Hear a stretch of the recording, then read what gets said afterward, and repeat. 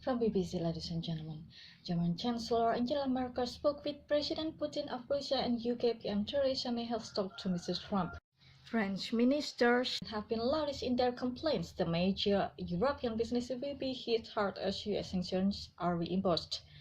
Mr. Trump says the deal is horrible. Among Mr. Trump's concerns are that it has an expiry date and does not deal with Iran's ballistic missile program or Iranian influence in the region.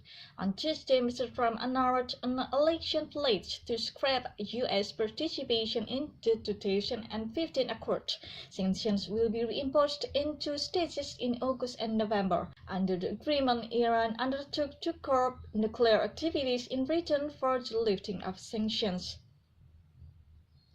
The deal, negotiated by the US, 3 European Union powers, Russia and China, was designed to prevent Iran developing atomic weapons, something Iran has always denied trying to do. The agreement is still seen by the non-US signatories as the best way of preventing Iran from becoming a nuclear power, though they concede it is not perfect. The European itself stands to lose billions of dollars of businesses when US sanctions return.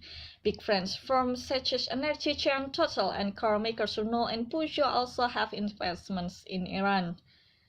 France and Germany have seen a sharp rise in exports to Iran since sanctions were lifted in 2016. France has condemned the reimposition of sanctions as unacceptable. Economy Minister Bruno Le Maire said Europe had to defend its economic sovereignty.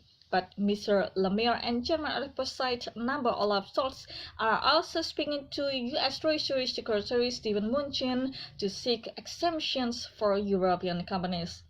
UK PM Theresa May spoke on the phone to Mr. Trump to tell him that Europe remains firmly committed to the deal according to Downing Street. Both leaders agreed on the need for talks on how sanctions would affect foreign companies trading with Iran. The Kremlin said Russian President Vladimir Putin has spoken with Mrs. Merkel and Turkish Recep Tayyip Erdogan about the deal, while Iranian Foreign Minister Mohammad Javad Zarif is to visit China, Russia and Brussels starting at the weekend.